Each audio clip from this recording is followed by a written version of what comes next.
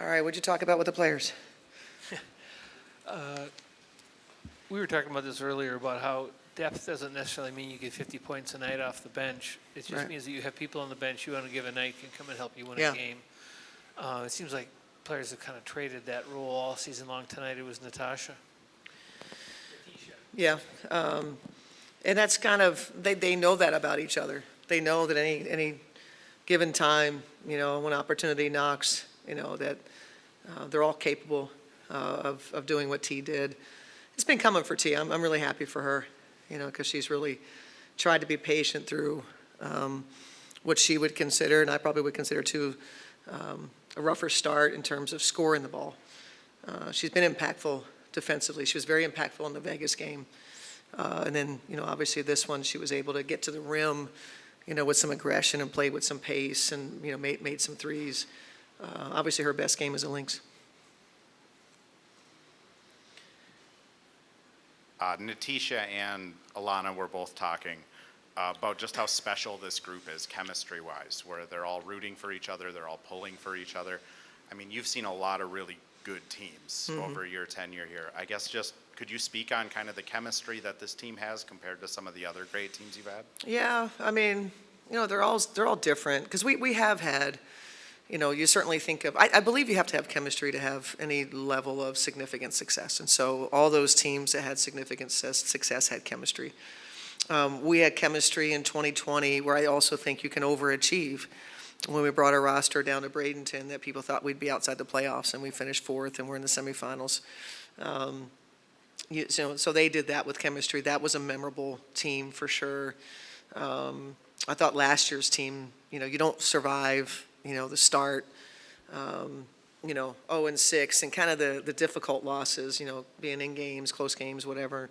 But chemistry is what got us through that. So we're always, we always have a team that has, some level of chemistry. This year's team has maturity with their chemistry. They're smart basketball players. So I always say those two things, the chemistry which comes from, looking outside of yourself consistently. Like that's your natural state. You don't have to work at it. You don't have to be told, hey, that was kind of, maybe thinking of yourself more than you should have, whatever. This team naturally, they're just really good people and really good basketball players. And they enjoy the low maintenance nature of what they do is, each day, there's a great quality of life to that. It brings them, I think, in times like in the game, when the game gets hard, when the game's frustrating, they have each other. And that's it's just a great sign. And they problem solve together like we talked about last game. Cheryl, you said before the game that Dallas is going to want to live inside, which they really did in the first half. What changed in the second half? Were you able to have more success, especially Dorka and Lon? Yeah. Well, we were pretty disappointed in the first half, obviously, with the points in the paint. But you would think that it was McCowan with 12, Billings with 11, and just destroying us in the paint. But no, those two numbers were two perimeter players. It was their point guard, Sev, and Segrist, who had 23 points. And, the points were coming, in the paint. I know Sev hit 2 threes that we were daring her to shoot. That was not the game plan. And then we just didn't guard penetration. Our shell help was non-existent. And so we knew that the post players had a battle on their hands, and we got beat at some of our schemes. Okay, I mean, we understand that. But I thought the second half we took away what the perimeters were getting. We were much better at navigating ball screens, and the bigs were much better. I just think our overall team defense improved. I knew it was going to take a little bit, because it's a team that just consistently, relentlessly pounds it inside, and they do it at 3, 4, 5. It's not just one spot. It's not just the 5. It's if you don't pay attention, Segrist runs in transition and she posts up. We don't get on help side. We want to fight the post and no easy entries because once they get it, they're going to score. They threw right over the top for layups because we didn't have people there. But that's what improved in the second half. They had just 6 points in the fourth quarter. I thought we flew around better. And we had 7 deflections at halftime and finished with 25. And that's, that was obviously a big factor in our ability to get separation. Offensively, I think I've brought up turnovers a couple times in post games. Yeah. Only 8 tonight. Yeah. What did you see? I mean, a couple of the players weren't getting shots to fall. Yeah. But still, just that ball movement and limiting the turnovers really seemed to be Yeah. a change for this team this game. Yeah, probably because the amount of their half-court shot changed when they don't reach a turnover goal. I'm guessing. Maybe that's what was on their mind. I'm not sure. No, but we did move the ball. I thought we had an understanding of what we need. We didn't play very well offensively the last time we played Dallas, and so we really brought to light some of those things, and we moved. I thought we moved well. Like you said, there were good shot opportunities for Collier, good shot opportunities for Court. Those guys usually make a couple more of those, but Dorka was a big lift. K-Mac obviously was back, and then we talked about T and even Chechi, getting good opportunities. So, but we didn't, they shot higher than we did.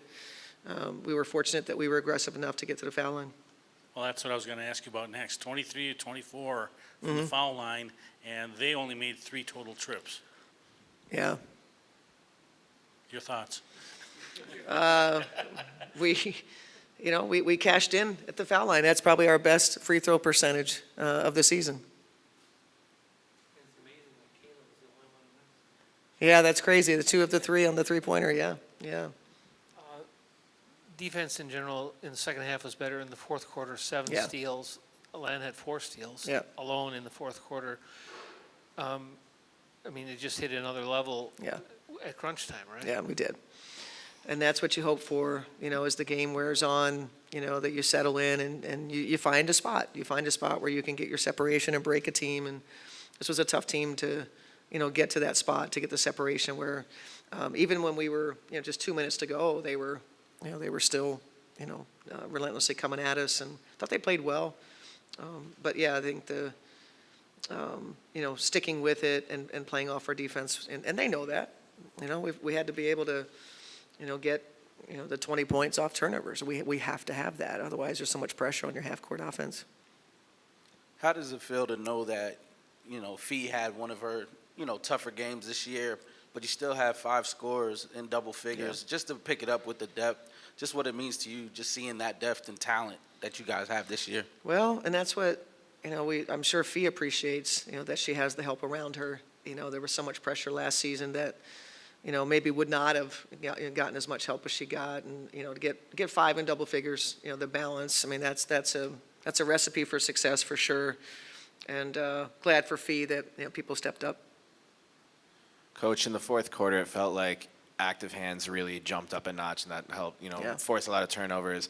I felt K-Mac in particular was just kind of all over the place, doing a lot of things that don't show up in the box score, doing a lot of help on McCowan and just getting in passing lanes. Is how do you assess her defensive performance? Yeah, I think again through, for sure the first half, I didn't think our perimeter was playing the defense that we're good at, and to see 7 deflections, it sure made sense to me, because we just weren't very impactful navigating the ball screen. We weren't very impactful at rotating. I think we were so locked in on the post play, and it maybe kind of made us, maybe a little more reluctant to, play. And then I think they just settled in and they just started playing regular defense, and shell help being, a big part of it. And we were really on the perimeters about not providing help on drives. And when we did that and they tried to make passes out of that, that's where we got a lot of deflections, and we crowded the paint a little bit better. And they started making, a couple more perimeter shots, but that's okay.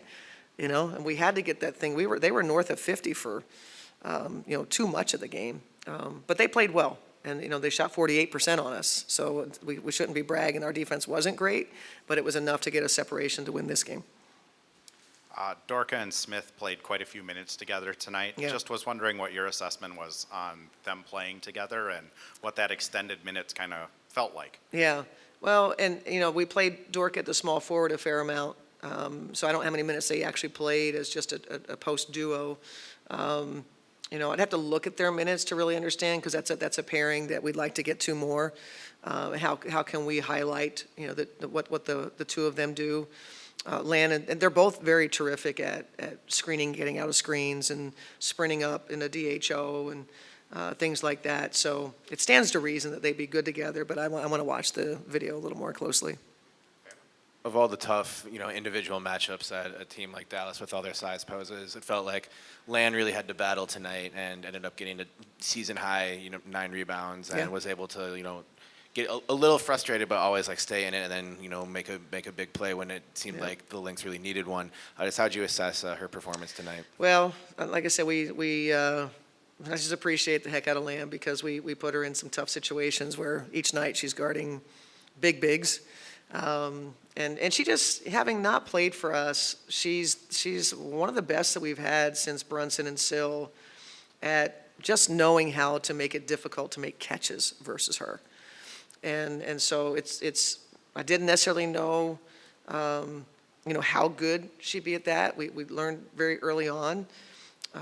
She just has a level of activity about her, a length, a persistence about her, and she listens. And she has her own ideas, and we work together on what she needs to be doing. She takes some hits and, like you say, gets frustrated at times, but she's been really, really valuable in our low post defense. And her rebounding, overall our rebounding, was decent. I don't know what the rebound percentage will be, but because they made a lot of shots. But as compared to the last game, 14 second chance points was a solid night, and Lamb was a part of competing for him.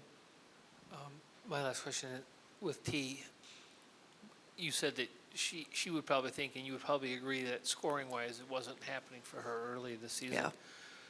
I mean, I know we're not deep into the season, but to not kind of get down, maybe pout a little bit or get a little cranky about not playing a lot of minutes in the game, I mean, is that as important as somebody's ability in terms of coming to the fore when the opportunity arrives? Yeah, I mean, it's a new team, and you really want to, you want to come out and do great, and so when it doesn't happen, it really tests your emotional maturity and how you handle it. And like you said, maybe the minutes, weren't necessarily what she wants it to be, and how you handle that. T is so consistent of a person in how she is and how pleasant and to everyone. She's consistently, giving of herself and, comes in and works. She's not blaming anybody. She's, matter of fact, she actually told me that for this game, this was the game. She felt this coming. I loved her Vegas game. I mentioned that. And then obviously her aggression, today really helped our team. So happy for her. Well, I mentioned that to her, so, I mean, I don't know. Well, I guess we'll try it. Thanks, everybody.